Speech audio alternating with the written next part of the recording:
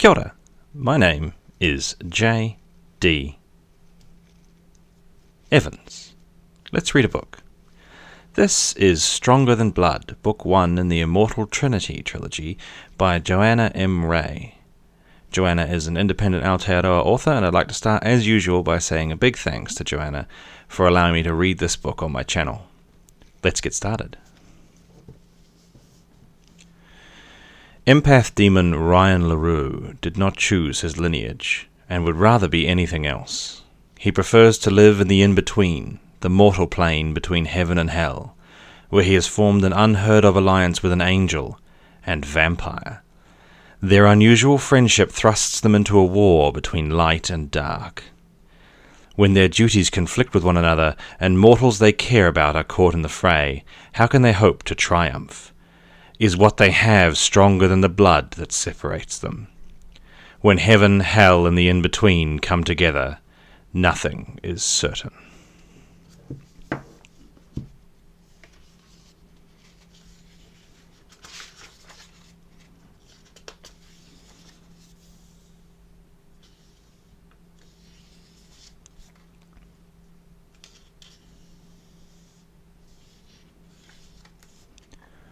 Prologue. Ryan. Beneath the Gucci loafers Ryan wore, the Brooklyn Bridge's hard and unforgiving concrete supports offered a solidity which had been lacking elsewhere in his life. If life was the right term for the void he now seemed to be trapped in. He stood on a ledge no mortal would occupy, watching countless vehicles as they accelerated beneath the arch. Every occupant seemed consumed with individual intents and purposes, self-involved and deeply embedded within their comfort zones. A well of distaste rose inside Ryan. Such trivial things were important to them. Shallow people with matchbox existences. The way the real world operated eluded them, as if the narrow path they were on was all that mattered. A biting wind rustled through each arch of the bridge, gathering speed as it swirled around Ryan. Wintry smells chased close behind, along with the promise of snow.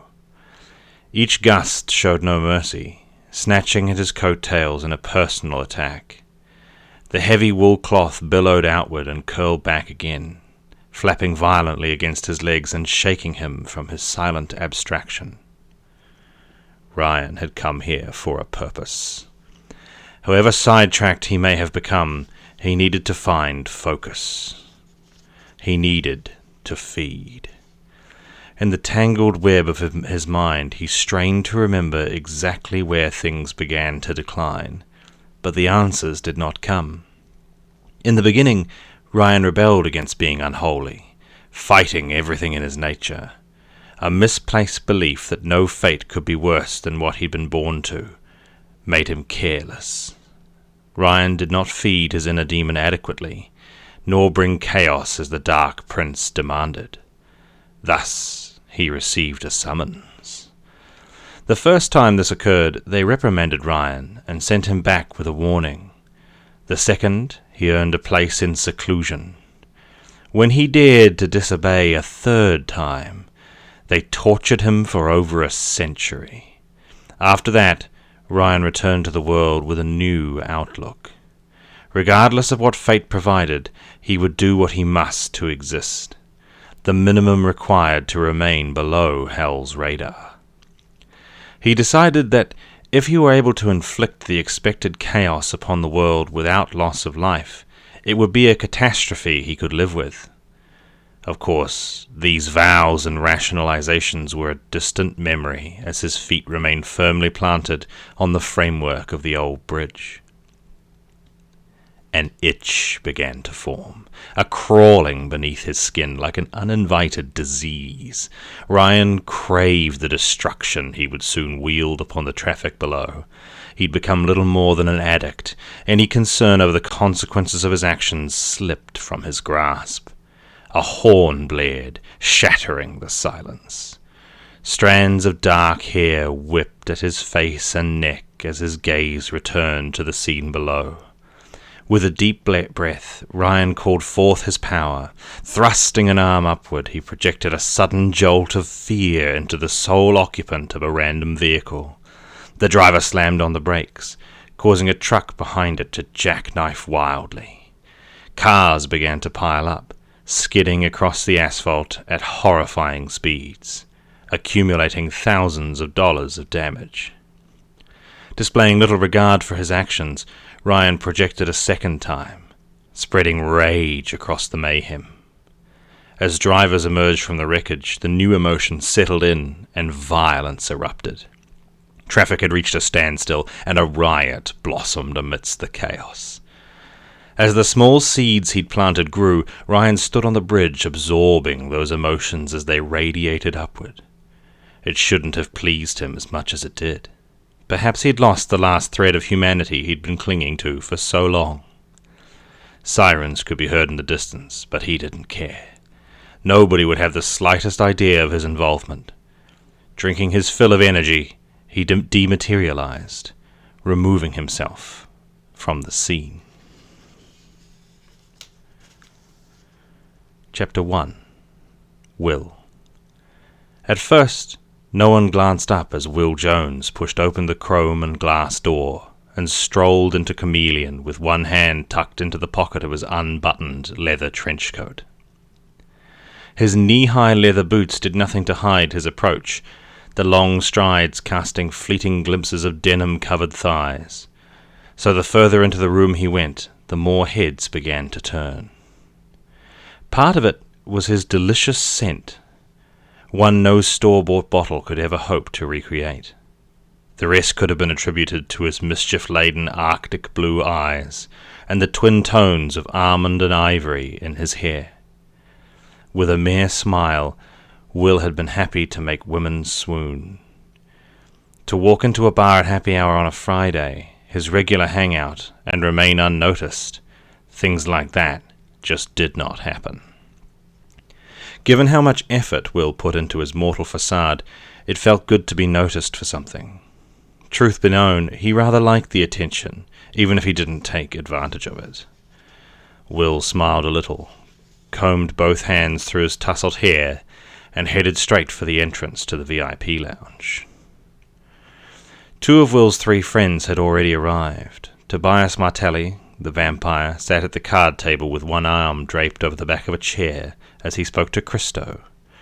Short, sandy-haired and mortal, Christo Barrett owned the Chameleon, a popular bar in the heart of Manhattan. On Friday nights he played poker with Tobias, Will and Ryan LaRue. It had been a tradition of theirs for many years, with few absences. "It's about time you showed up," Tobias drawled without turning around. "Settle down. Ryan isn't here yet." Will shrugged off his trench coat and tossed it at the coat rack. It missed, but he didn't bother to remedy the situation. Choosing the padded seat beside Tobias, Will took out a packet of cigarettes and lit up at once. "It's not like you to be late." Christo arched a brow as he grabbed an extra glass for Will. He glanced up briefly before he filled it with cognac. "Did you finally bed yourself a female?" Tobias smirked, ebony eyes gleaming as he swiveled in the chair to face his friend at last. Taking a drag on the cigarette, Will laughed as he accepted the drink from Christo. "I think I'd have preferred that to the 2 hours I spent in traffic. I haven't even been home yet. I came straight here." "Did you get caught in that riot?" Interest piqued. Christo hurried to claim his seat at the table. "Sorta." Cigarette held between his index and middle fingers, Will shuffled the cards. He exhaled a string of smoke and raised his gaze to meet the others. "I was in a cab about 10 cars back from the accident, so I stuck around for a bit to see if my services were needed." "What did you do, walk all the way here?" With a snigger, Tobias shook his head. "Yeah, I did." That earned an eye roll from the vampire. "If I could dematerialize the way you and Ryan can, I sure as hell wouldn't waste time walking here from a car accident." "You can blur. It's not as if you're at a total disadvantage," Christo said of Tobias's immortal speed, a hint of contempt lacing his tone. "Hey now, you know you love us." Will grinned and dumped the cards on the table to concentrate on his cigarette. An arrogant vampire, a cocky angel, and a moody demon. I don't think love is the term that springs to mind. That hurts, Christo. Really gets me right here. Will thumped his own chest with a closed fist and gave the bartender a pained look across the table. I'm telling you, we need to get him laid, Tobias muttered. Good luck with that, said Christo with a hearty laugh. Will's lips parted, ready to remind them of the oaths he'd sworn, but before he could speak, Ryan flashed in and dragged a chair from the table. Without a word, he sat down and picked up the cognac Christo had poured, before downing the entire glass in one swallow. Well, hello to you too. Christo's moss-green gaze looked the demon up and down, suspicious of his behaviour. You've fed, haven't you? Will remarked. Your energy signature might as well be a neon sign proclaiming your sin. I did not ask to be who I am. I have needs. Ryan's lips tightened, the only hint to how close his emotions boil below the surface. His smooth British accent as formal as ever. Will dropped his cigarette into an ashtray. Oh, for fuck's sake, that was you on the bridge tonight, wasn't it? I wish not to talk about it. Ryan glanced over the bar and spotted the cognac. Calling it to one hand, his fingers closed around the neck of the bottle, and he unscrewed the cap. He took his time pouring the second glass. Well, someone's in a fine mood, said Christo. Will sighed as he noticed Tobias and Christo exchanging a knowing look. All right, let's get started.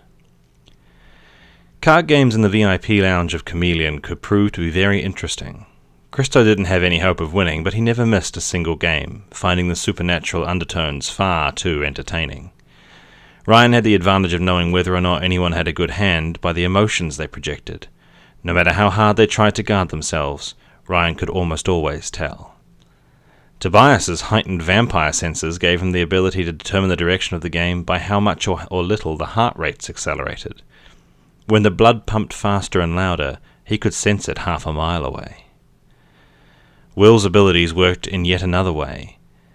If any of the others thought strongly about the cards in their hands, or what they hoped their opponents might be, sometimes Will could pick up on it.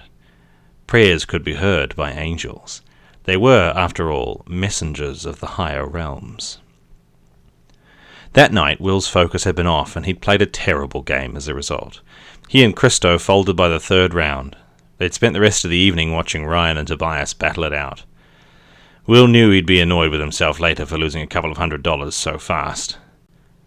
For now, he couldn't get that riot out of the back of his head, and it stayed there for the entire cab ride back to Red Hook and his apartment. When he'd met Ryan, Will had been struck at once by the level of humanity the male possessed. He'd never come across it in a demon before, having presumed they all had a dark agenda. Ryan had always been different. He couldn't escape his birthright, but never stopped fighting it. If there was ever a choice, he held back his urges and instincts in order to do the right thing. The incident on the bridge had stunned Will. The more he thought about it, the more he realized Ryan had been slipping downhill for some time. Will dug in the pocket of his trench coat and fished out his cigarettes and matches. After lighting up, he leaned on the cold brick wall of his tenement apartment building. Sirens wailed in the distance, and a fight broke out at the strip club across the street as the doorman tried to remove some riff-raff from the establishment. The Red Hook neighborhood left a lot to be desired, but like all things, Will had opted for the total mortal experience. Not just to blend in, but also to understand the mortals better. In some ways he found the lifestyle more comfortable than what he'd been accustomed to before. With less expectations, he had less chance of disappointing. That had a lot to do with the reason he'd got himself stuck on Earth in the first place. The excitement in the street had calmed by the time Will crushed out his cigarette and entered the building. Mortals in the lower classes could be so unpredictable. Feistier than the pits of hell one minute and as sweet as you please the next. What Ryan had done earlier sure didn't help. Fumbling with his keys, then stooping to shove the right one into the lock, Will let himself inside. His boots created a dull echo as he crossed the threadbare carpet. the sound one of emptiness and solitude. Sitting down on the couch, Will gave a sigh, resting the chunky soles of his boots on the old coffee table, ready to unbuckle them. The catches seemed to want to battle, sliding through his fingers instead of coming undone. It took forever to finish the first boot, and before he could get started on the second, something sprouted on his angel radar. "Shit," he muttered. With an even bigger sigh, Will refastened the buckles and stood back up. Concentrating hard, he cast out his senses in a bid to determine who needed him and why. When he realized the distress had come from one of the victims of the traffic pile-up, Will became alert at once. After the incident, he'd given aid at the scene to the driver of the car that started it all. Will didn't often use his heavenly powers to intervene in life or death matters. However, on this occasion, he knew the female would never have been in that situation if not for Ryan. Now he'd formed a connection with her. It didn't take long for Will to find her. Given the urgency, he chose to flash himself inside the Mount Sinai hospital building to save time. At this time of night, the nurses' station at the critical care unit sat empty. There would be nurses on shift, just not enough to warrant one staying at the desk. Visiting hours had long since passed. His boots seemed to announce his presence, every footfall echoing throughout the sterile corridors. Fortunately, Will's long strides made the short journey even faster. Stroking a fingertip across an eyebrow, Will gazed through the window at the patient in the bed. He didn't need to enter the room to know he'd arrived too late.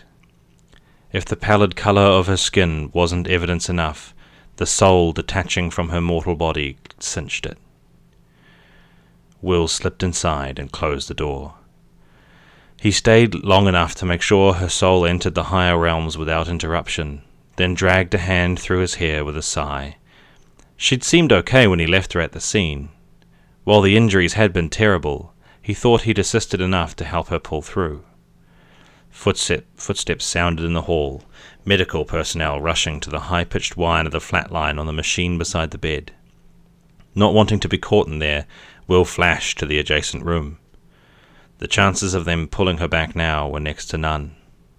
As long as she'd only made it to the first realm, in theory, she could still return. However, Will had seen how fast she ascended. Either this female lacked inner strength, or she had embraced death. Placing a palm flat against the wall, Will cast out his senses and felt nothing. The staff kept persevering, which he had to admire them for. Doctors and nurses could be some of the most selfless mortals he'd ever met. "Where did you come from?" came a groggy voice from behind him. Caught off guard, Will spun around to face the bed. Being in a critical ward, he hadn't expected the patient to be conscious. "I'm one of the volunteers." She raised a brow. "What are you doing over there?" Will looked at his hand pressed to the wall and grinned. "I was praying." The other brow lifted to match. "You don't look like a volunteer. You look more like a punk rocker or something. I like to keep things interesting." Will walked over to the bed. His wiles seemed to be having no effect.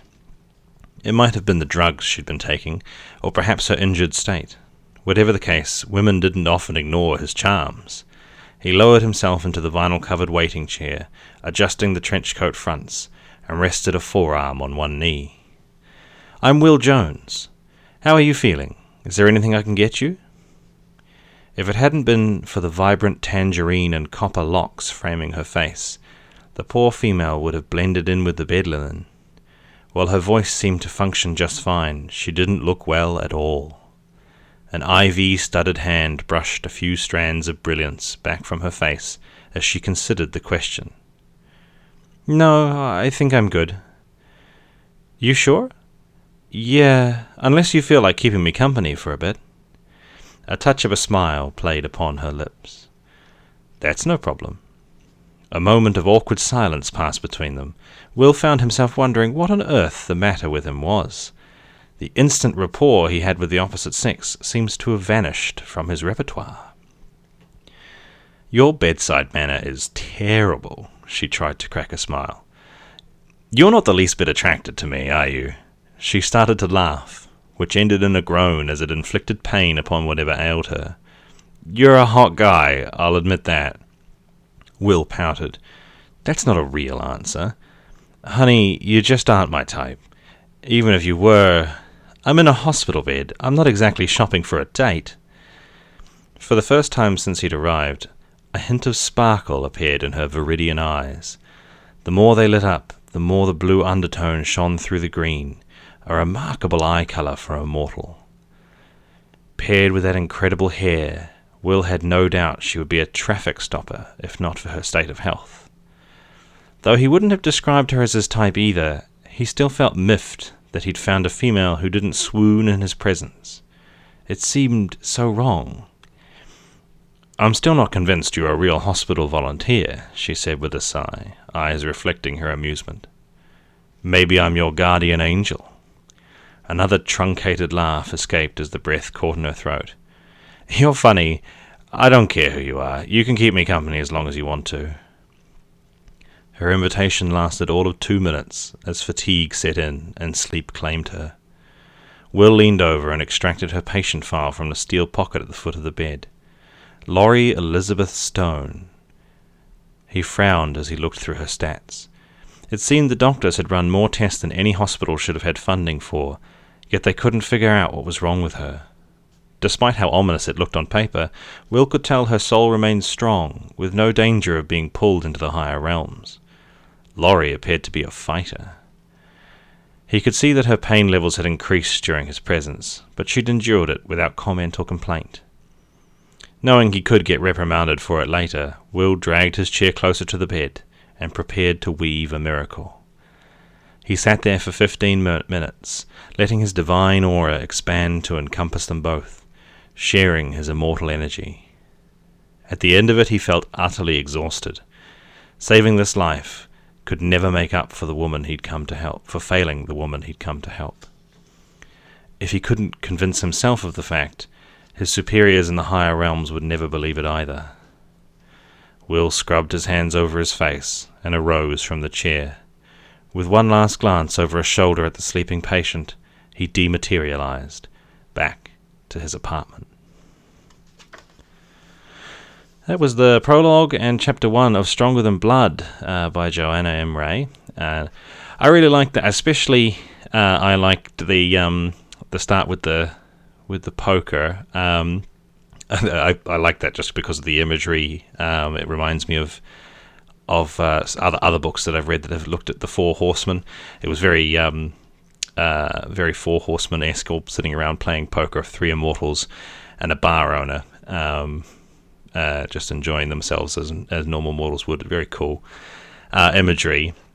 And I have to say, I am liking so far the interpretation, those kind of quasi-Christian mythos interpretations. It sounds like it's building into a pretty cool magic system, and I definitely like the distinctions between the powers, the vampire, the demon, and the angel as well. So I'm really keen to keep reading this book, and I will do so just as soon as we're finished here. Just a reminder again, Johanna M Rae is a independent Aotearoa author. I'm going to leave links in the description to their books and also some social media platforms and things like that. Go check them out. Support independent authors team. I'll always encourage you to do that.